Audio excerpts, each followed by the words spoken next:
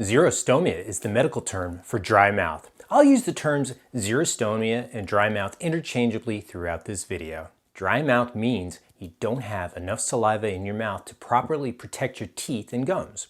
It's usually a result of a decrease in saliva production. In this video, I will explain why dry mouth is bad for your teeth and gums, what causes dry mouth, and what you and your dentist and medical doctor can do about it. Hello, I'm Dr. Rich Petrowski, a general dentist with over 25 years of experience.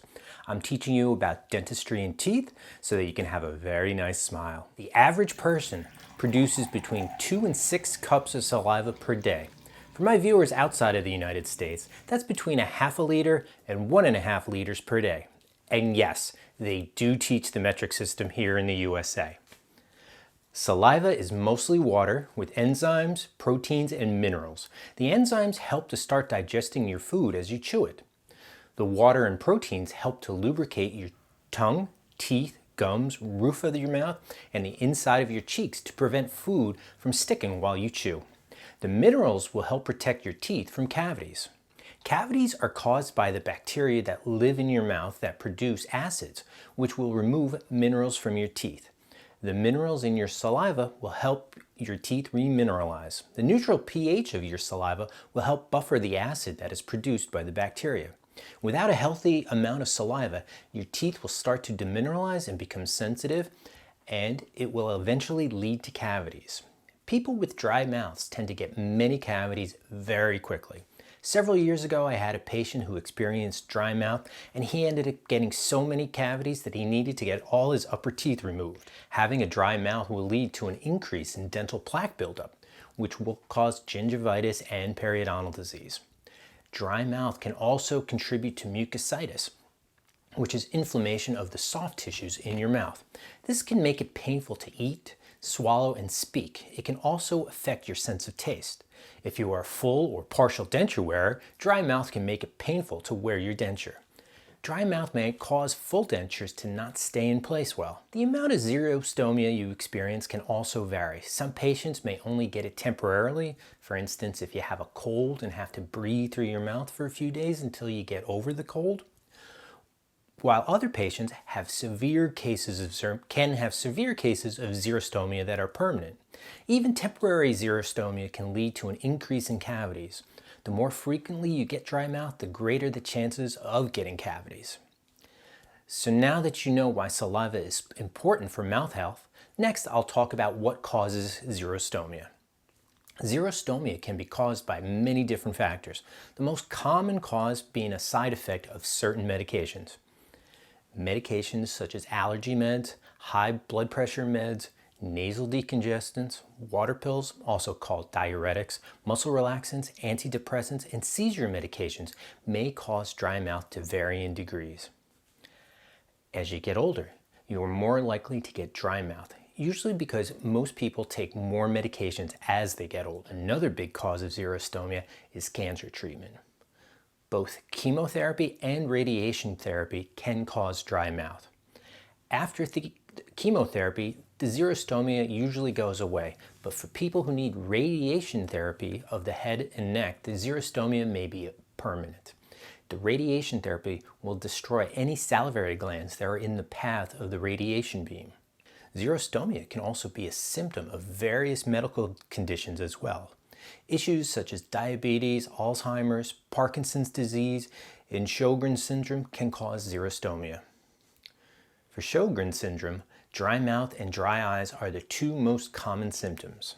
Other causes of xerostomia are anxiety, mouth breathing, and excessive use of alcohol, caffeine, and tobaccos. Some of my patients with sleep apnea report that using their CPAP machines every night gives them dry mouth. So we know that there are a lot of things that can cause xerostomia, but what can we do about it? First step is to try to fix the underlying issue that is causing the xerostomia. If it's due to a medication, talk to your physician to see if they can switch you to a different medication or adjust the dose of your medication to try to minimize the xerostomia. If you are getting dry mouth due to alcohol, tobacco, or caffeine use, try to cut back on the amount of alcohol, tobacco, and caffeine. If you are someone who breathes through their mouths while they sleep, a simple solution may be to use some surgical tape to tape your mouth closed while you sleep. This will only work if you can breathe through your nose easily. If you can't breathe through your nose, consult with an ear, nose, and throat specialist to see if surgery could be helpful. Also, make sure that you are well hydrated and that you drink enough water throughout the day.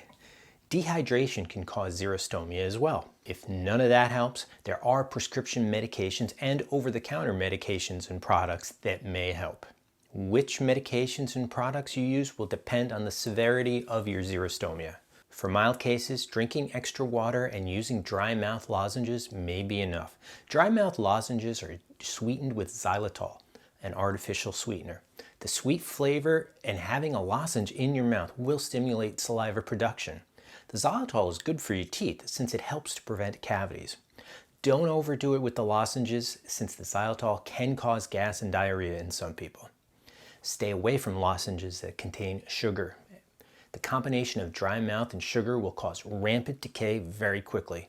The patient of mine that I mentioned earlier lost his upper teeth due to decay caused by sucking on hard candy to try and help his dry mouth symptoms. One popular brand of xylitol candy is called Ice Chips. I've been hearing a lot about it in various dental Facebook groups as being very helpful for patients with dry mouth. It comes in 20 different flavors and you can buy it directly on their website or on Amazon. I'll leave links to it down in the description. The next level of treatment are products that are designed to replace the missing saliva. These artificial saliva products don't cure the xerostomia, but they will relieve it temporarily. These products include prescription medications such as Nutrisal and Bocasal, as well as the over-the-counter products such as Biotin mouthwash and Act dry mouth rinse. Some medical doctors will prescribe magic mouthwash to their patients who are undergoing chemotherapy or radiation therapy for cancer treatment. Magic mouthwash is a combination of medications that are mixed by a compounding pharmacy and used to help treat the symptoms of mucositis and xerostomia. It's usually a combination of topical anesthetic to help numb the inflamed areas of the mouth, some topical steroids or antihistamines to help reduce inflammation, some antifungals or antibiotics, and an antacid to help coat the mouth. Nutrisal and Bocasal are both a supersaturated calcium phosphate rinse. They are a powder which gets mixed with water, then is swished around your mouth, then spit out. It will help soothe the gums and mucosa in your mouth, and the minerals will help keep your teeth mineralized. Nutrisal and Bocasal are prescription products, and you can get them from a pharmacy and some dental offices. They can be used several times a day. Biotin mouthwash and Act dry mouth rinse are available over the counter at most pharmacies or grocery stores. There are numerous other brands of mouthwashes for dry mouth that are available, but these two seem to be the two that my patients tend to use the most. With all the saliva substitute products, you may need to try a few out to see which one works the best for your situation, and always consult with your dentist and medical doctor before using them. There are 2 pill medications available by prescription that will help increase saliva production. They are pilocarpine, also known by the trade name Saligen, and cevimeline, also known by the trade name Evozac. Both medications work by increasing the amount of saliva your salivary glands produce. Both medications have quite a few side effects and other drug interactions, so please consult with both your dentist and medical doctor to see if either medication may be helpful. I hope this video gives you a good overview of what xerostomia is, what causes it, why it can have serious consequences for your mouth, and what you can do about it. As always, thank you very much for watching, and please let me know if you have any questions.